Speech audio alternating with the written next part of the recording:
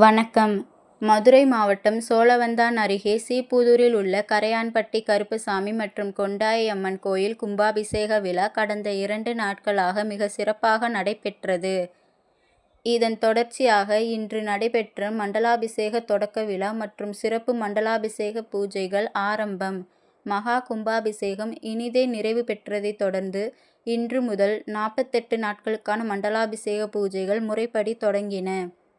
கும்பாபிஷேகத்தின் போது மூலவர் சிலைகளுக்கு கடத்தப்பட்ட தெய்வீக ஆற்றலை நிலைநிறுத்தவும் சாநித்தியத்தை அதிகரிக்கவும் இந்த பூஜைகள் நடத்தப்படுகின்றன.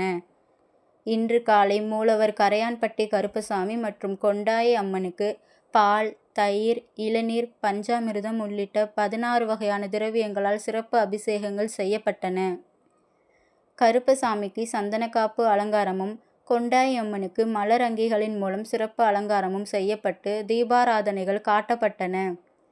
கும்பாபிஷேகத்தின் தொடர் நிகழ்வாக இன்று நடைபெற்ற வழிபாட்டிலும் சோழவந்தான் மற்றும் சுற்றுவட்டார கிராமங்களைச் சேர்ந்த ஏராளமான பொதுமக்கள் கலந்து கொண்டு சாமி தரிசனம் செய்தனர்.